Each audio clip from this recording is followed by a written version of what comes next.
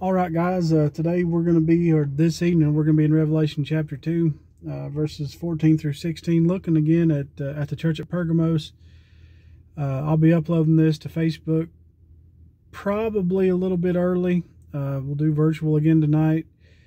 I think my step-down plan will be this: anything over 100 cases in Harlan, and well, 100 to, we'll say 80 cases, we'll do virtual. The reason there being that it's just, I don't want people coming in. That's 80 cases a week. I don't want people being out unless they just have to. I know you have to go to the grocery store and things like that, and I know there's a big push. Well, if you can go to the grocery store, you can go to church.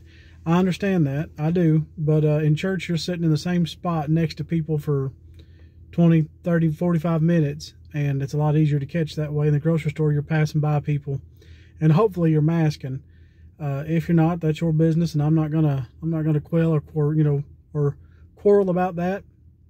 But the spread is still very high over there. Over 70 cases already this week, I believe. Anything from, we'll say, 80 to 50, we'll do parking lot church, and well, I'm keeping an eye on the numbers. I'm looking at the health department; they're posting numbers. I understand Monday's numbers are usually high because they're covering Saturday and Sunday, but still well over 100 cases last week in Harlan, and if we can curb that, we need to. I just want you guys to be safe. If and then we'll say from 50 to I don't know, 50 to 30 maybe in a week. We'll do service and we'll mask inside. And then maybe under 30, we'll just play it by ear and see how it goes. The idea is eventually this is going to get normal, but it's going to be a hard road till it does. That's kind of my loose outline. If you don't like it, you can send me a message and we can talk about it. I'm not going to lord over this and act like it's just my call. There's a whole church to consider. I'm just looking out for your safety and my safety. There's a guy that I work with right now in the plant who has someone positive for COVID in his house. He's been vaccinated. He doesn't want to wear a mask, doesn't want to isolate, and that's his business. He's vaccinated, but if he's carrying that, I don't want to carry it, and that's my main concern. I've got Logan at home. He's not vaccinated. I don't want to carry it to Logan. I don't want to carry it to you guys. I just don't want that. There's no need in spreading it if we don't have to. Again, if you have a problem with that, if that's an issue for you, email me. I'm more than willing to talk about it, and I'm more than willing to talk about it as a church. And I'll post that also. Hopefully, Lord willing, today I'll get around to it. Post it on the Facebook page and post it in the messages, and we can hash it out that way. I think it's a good. It's a way to put a number on it. That way, you kind of know what's coming up too, and you can kind of keep informed as well. Definitely nothing to split the church over. Definitely nothing to run people off over. I don't want that. I haven't wanted that from the beginning. I was fussing at Courtney this morning because it's so discouraging and it's so aggravating, because it seems like no matter what happens, I'm still preaching to a camera in my truck, and I don't get to talk to you guys face to face. I finished this semester in college. I'm not going back next semester. So that's helpful.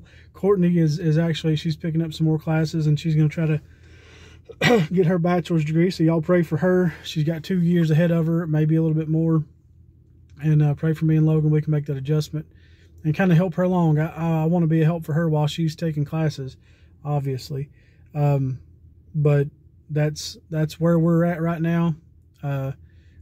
We need prayers. My brother needs prayers. He's been in the hospital twice in the last 2 weeks. His sugar was really high one time. The other time, he had some fluid build up. Y'all pray for him. He's kind of filling in at Dad's church, and I know that whenever you get going, the devil wants to hinder things. I don't know if it's that so much as it's just stuff catching up with him. One way or the other, y'all lift him up if you don't mind. My Aunt Dorothy also, she was in the hospital. She's having a hard time breathing. She's probably, I would say, probably upper 60s, maybe mid 60s, something like that. I'm really not sure. I can't say. I don't want to say, because if she hears this, she'll whoop me if I'm wrong. But she needs your prayers too. Her and my mamaw and my stepmom, they all live together. They're all widows, and they kind of help each other out. I've got another aunt who comes and helps as well. She's also a widow, and they all kind of help each other along there. But y'all pray for her, but pray for all those if you would, and just keep them lifted up. Pray for Dad's church. And I've got some cousins who they're kids, you know, but they're kind of unconcerned. They actually attend church, but they're kind of unconcerned. Y'all pray for them if you don't mind. And I'm going to stop right there with the prayer request. I can put more on Facebook later. Revelation chapter 2. Get my old Bible out here, and we're going to look up some stuff, and we're going to look at Pergamos again. And again, I'm not going to stop with Revelation. I'm going to keep going. And I've got some charts and stuff I'm going to take some pictures of. I've got to go through them. It's stuff that I did the first time, and maybe I've added some things or learned some more things I can write about.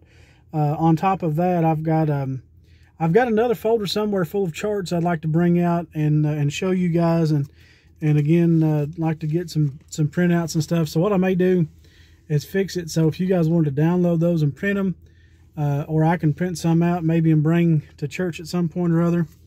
And whenever we get back to being in person, or even parking lot church, I can hand them out. But Revelation chapter 2, verses 14 through 16. We read the first little bit about you know, how that in Pergamos, you know, it was a very refined city for its time, and how that you know, they had very much Roman influence, very much you know, kind of like a Washington D.C. type setting where they kind of set policy for the region. And how that Antipas was there, and he was killed up on that altar, up on Zeus's altar, stuck in that brazen bull and burned alive, and how that he prayed the whole time he was in there. And church history says there were converts from that. People were saved by Antipas preaching up there and praying in that bull, and people, you know, came to the saving knowledge of Jesus Christ because of that. But we're going to switch gears here, and we're going to read the other thing God has against this church. In verse number 14, it says, "But I have a few things against thee, because thou hast there them that hold the doctrine of Balaam, who taught Balak to cast a stumbling block before the children of Israel, to eat things sacrificed unto idols, and to commit fornication. So hast thou also them which hold the doctrine of the Nicolaitans, which thing I hate. Repent, or else I will come unto thee quickly, and will fight against them with the sword of my mouth." Now what you're looking at right there is you're looking at basically what God has against this church at Pergamos, and his parting shot there. We'll get to that in a minute. It's kind of telling, but let's go back up to verse 14. "But I have a few things against thee, because thou hast there them that hold the doctrine of Balaam, who taught Balak to cast a stumbling block before the children of Israel, to eat things sacrificed unto idols, and to commit fornication." What is the doctrine of Balaam?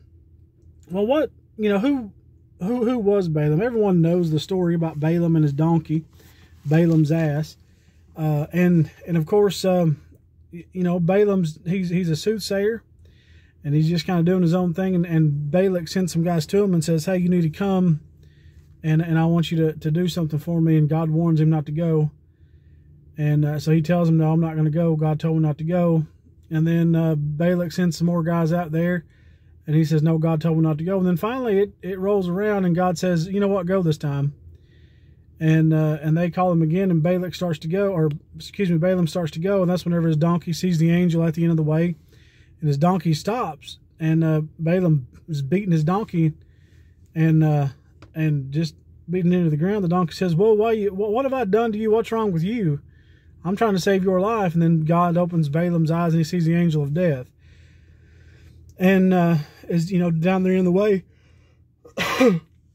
excuse me, and he's waiting to kill him. And Balaam's like, "Oh, you know, maybe I should take this thing pretty serious." Well, the story goes on, and he meets up with Balak, and it rolls around, and Balak, he tries to get him to curse the nation of Israel. He says, "I want you to curse those guys." And Balaam tells him, he says, "You know, I can only say what God tells me to say." And not that Balaam loved the nation of Israel, and you're going to find out that he didn't, but Balaam says, "You know what, I can only do what God tells me to do." He says that in Numbers 22:38. And in Numbers 24:1, I'm going to go over there. And there's a reason why I want to go there. I'm looking in the New Testament for the book of Numbers, guys. Y'all pray for me. But in Numbers 23:1, or pardon me, 24:1, you're getting to see how God worked. And we're going to look there. We're going to look at one other place, but Numbers 24, and we'll be in verse 1.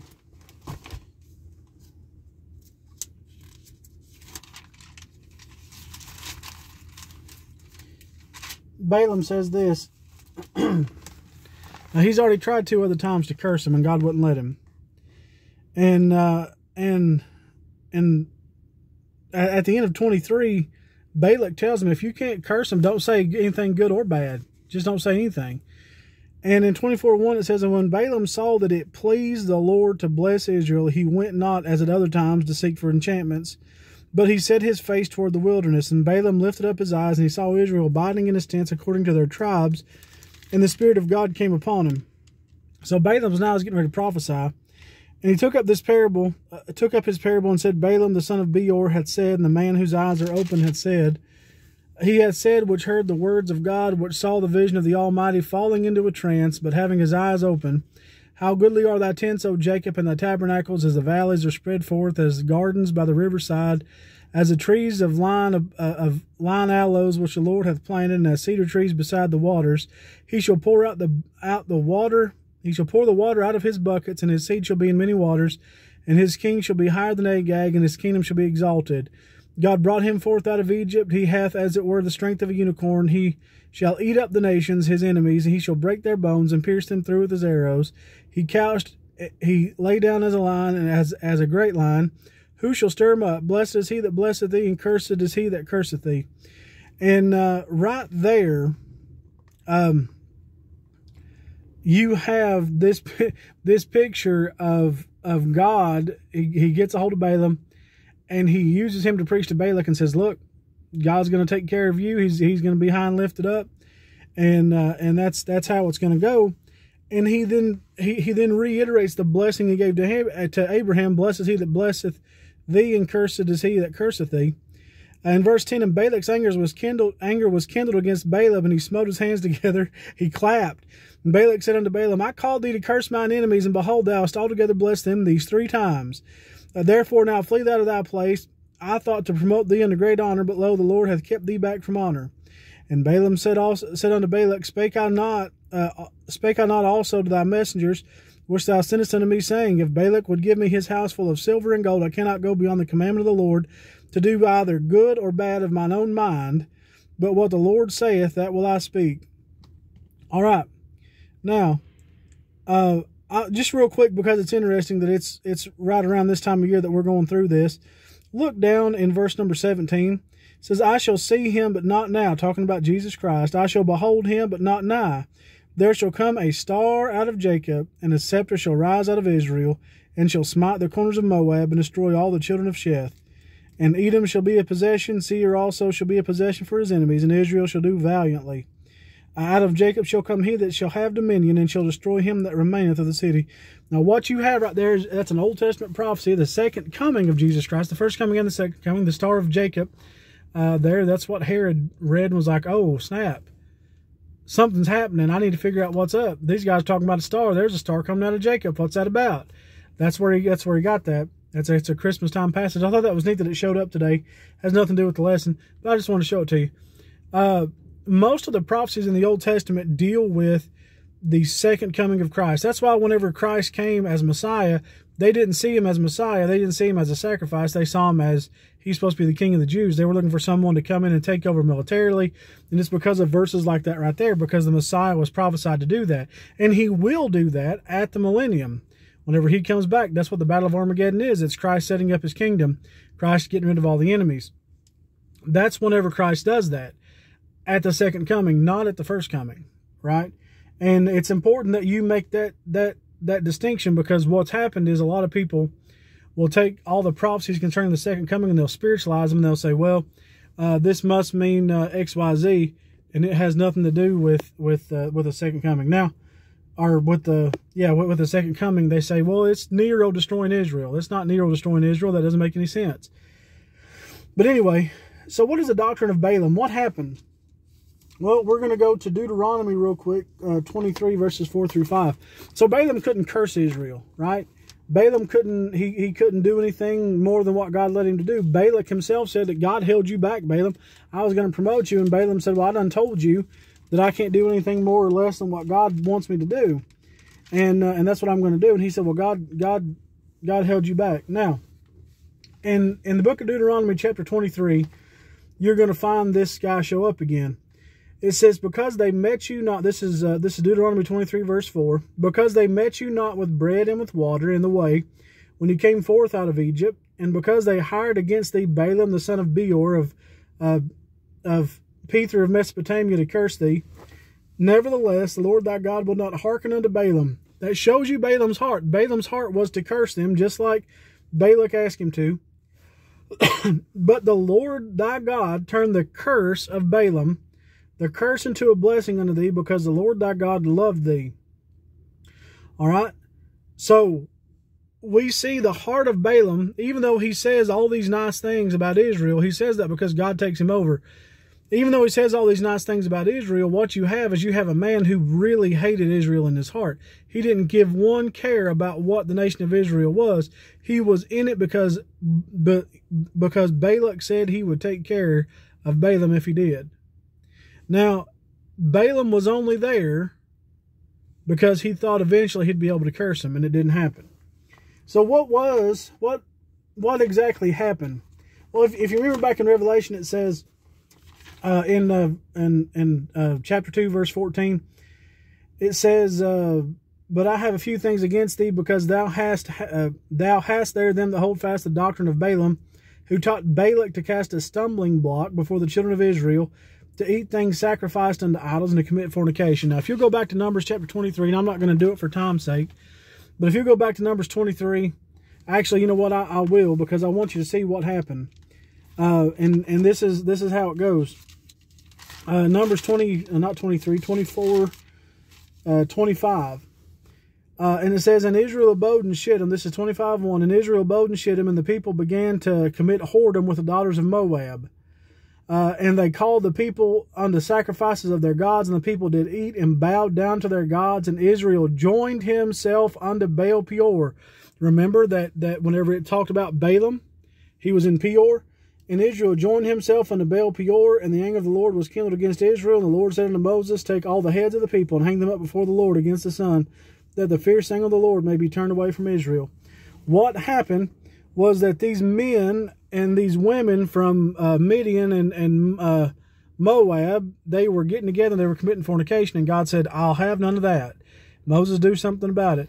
And it turned out that Phinehas heard God say that, and Phinehas took a spear, and there was one part there where he takes a spear and he runs it through a man and a woman both in the act of fornication. And God praises Phinehas for it. Now, that being said, the reason why is because the devil has tried at this point, and I don't have time to get into it all today, but maybe eventually we can talk about it. He's tried to mess up the seed of the Messiah over and over and over again. That lineage, he's tried to mess it up over and over and over again and cause there to be issues, but God always finds a way around it. In this particular instance, he stopped the nation of Israel by completely destroying themselves with these other nations. Now, back in Revelation chapter 2, I've got a couple more things real quick, and then I'll be done. And I'll get this uploaded, like I said, and we'll be done with this for the week, and we'll move on to the next church next week. It says in verse 15, so hast thou also them that hold the doctrine of the Nicolaitans, which thing I hate. Now, we know what that doctrine is. That doctrine is the conquering of the laity, that people in the church would lord over people who were just lay people. This would be like a priesthood or a presbytery, someone who can completely control someone's life. And I know a lot of independent fundamental Baptist preachers that would actually fit that mold. I know a lot of Southern Baptist preachers that would actually fit that mold, where they pretend like you have liberty, but they're trying to shove things down your throat the whole time and get their own pet doctrine taught. I've seen Steven Anderson, just to name a name, get up on top of his pulpit and call people stupid and idiots and everything else from his pulpit in the church. And he has a complete hold over those people. They are wrapped around his finger, and it's a giant mess. What you have is you have this doctrine of people who want to usurp authority in the church.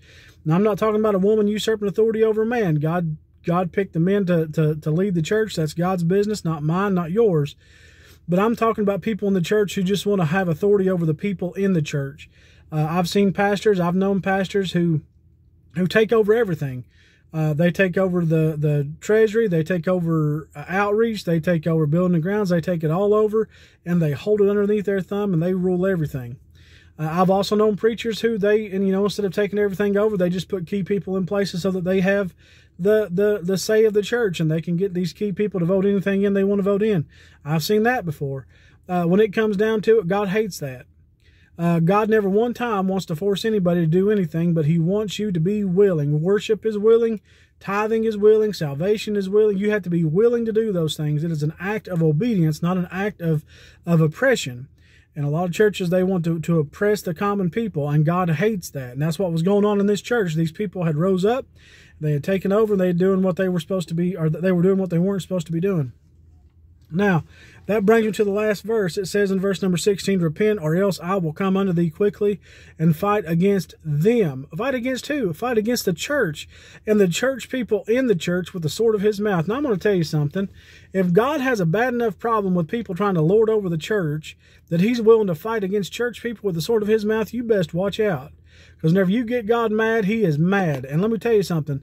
You might run a pastor off. You might run a preacher off. You might run somebody in the church off that you don't like. You might leave the church and badmouth somebody.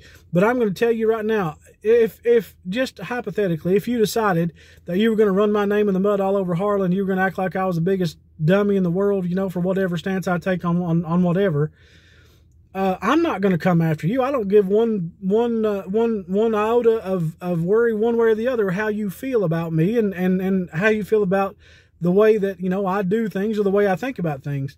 That doesn't bother me. People disagree with me every day. I work in a job where that happens. I'm used to that. But what you will have to contend with is God. And I'm not saying that God's my big brother and he's going to whoop you. I'm just saying that you better be careful who you talk about. It don't have to be a preacher. It can be just someone in the church you have a problem with. If you get to a spot to where you think that you are better than everybody and you should have more say than everybody and you want to cut everybody down and you want to be the big dog, eventually you're going to get God's attention in a bad way. And that goes for preachers too. There are preachers, I guarantee you, God has cut down because they've had this attitude right there. He's put me in my place before. He'll do it again. I'm not, I don't doubt that one way or the other. I'm just saying these people God has a problem with, and they were in the church at Pergamos, and God had a problem with it. The whole sin with Balaam was that Balaam was a sellout. He was willing to do what he could to curse Israel because he wanted a reward. The reason why they had a problem with fornication is because Balaam counseled Balak to put people in their path. That's what we read in Deuteronomy. That's what we read in Revelation chapter 2. Be careful how you handle the people of God, because I promise you, God fights for his people, whether that's the nation of Israel or whether that's the church that he gave his son for. That's all I've got for today. I'll get this thing uploaded. We'll post it up tonight. If you have questions, you can ask me.